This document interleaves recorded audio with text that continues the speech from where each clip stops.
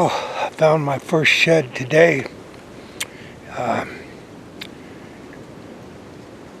It's a lot warmer than this morning, and a good friend of mine, a real good friend of mine, Jeff Dilly Dillon, found a tremendous 10-pointer today, and it was a deer that he was hunting.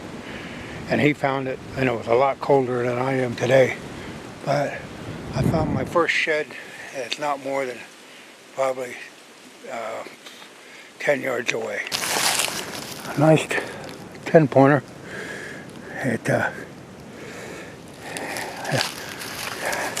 Yep, February 5th, 2022. First human hand. Oh, it's not as big as Dilly's, but it'll do for the non-typical. You can see the deer had this trail beat down pretty good. And this little guy was right on the trail.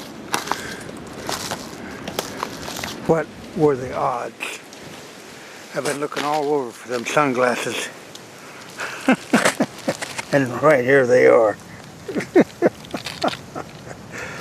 Oh man. What? You never know, ladies and gentlemen, what you may find. And I was just looking for them today because the sun's bright.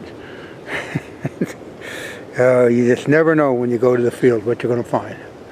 And to find them in that snow, embedded in that, was one in a million. Here's another nice thing about shed hunting. We hung that ladder stand there. Yeah, right there. We hung that back in October.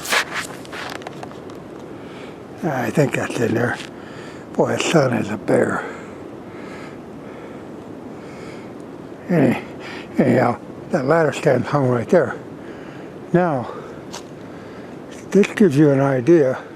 This is a mere 15 yards away. And look at that deer trail running down through there. And, like I said, right there's your tree stand. And here is the main travel corridor. Right down there. A mere 15 steps away. I thought I need a southeast wind or an east wind to hunt it, and the best time would be in the evening. But you definitely, that trail is profound, and that's another thing to keep in mind when you're shed hunting. You're also scouting. You can see we're on the north-facing slopes, but we're on that main trail that we found that 5-point side on. So we tracked it one way and didn't find it, so we're going back toward the destination, or the feeding, or the food plots. And you never know where he lost it. We were fortunate to find that one, but I don't like hunting in the snow like this because, you know, if the antler's laying down, you can walk quite past it. Plus, if you can walk with the sun at your back. See right there, I got the sun. But with this trail and what my initiative is, I found myself no alternative other than walking into somewhat the sun. That's where a ball cap really comes into play, because you can see how shiny that snow is up there. And I don't like hunting sheds in this. I wouldn't be in here right now, but like I said, the reason I'm in it is I did find that one shed on the trail, so I'll traverse on up to the food source. Now, as we exit the woods, you can see why that main corridor was there. And this is quite a windy day, February 5th. We're out on the winter rye, and you can see it has a green tint to it. And but that's the main trail, one of the main trails. And we'll have to walk that whole area several times after that snow gets up. But these are the areas you want to look for on sunny days. That way, if you can visually see an antler a lot better. But this was our effort. This is February 5th out on the food plots, and you can see the winter rye. It's green. It greens up really fast. Another thing helped it.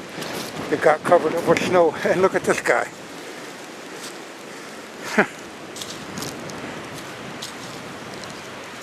That's pretty cool. Ain't a groundhog, but there he goes. Old possum out there. He's gonna go up that tree.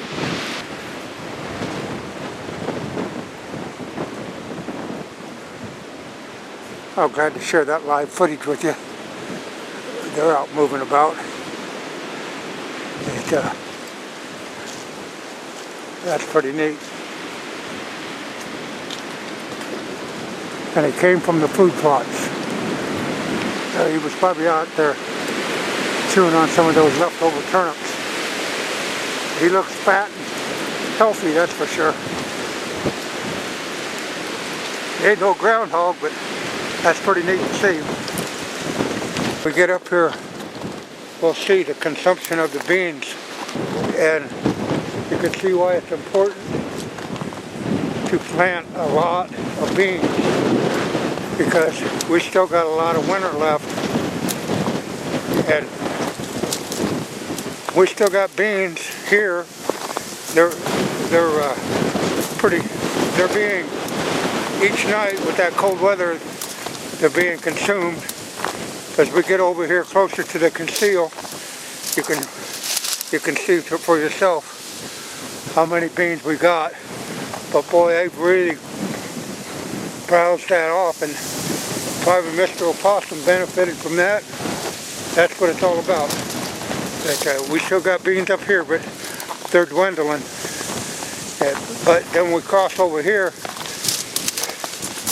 and it's a whole different story, just 10 yards away. This side of the field is just loaded with beans.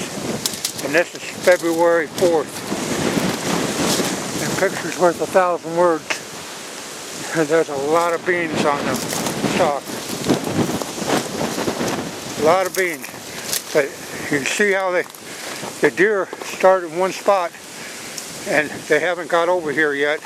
But we still got a lot of cold weather and a lot of winter left, but we still got plenty of wintertime food source. The beans on this end are heavily consumed, but that's what they were there for. So, and as you get on farther up there, there's a tremendous amount of them up there. And we got enough to last all winter. Well, I hope you enjoyed that little walkabout. It wasn't long, but I got a lot of acres to walk and a lot of hours to put in. But this bird right here is the ultimate success. It's all about luck, just like seeing that opossum crawling, walking on the ground. So that's it. First shed hunt, February 5th, 2022. It's in the book.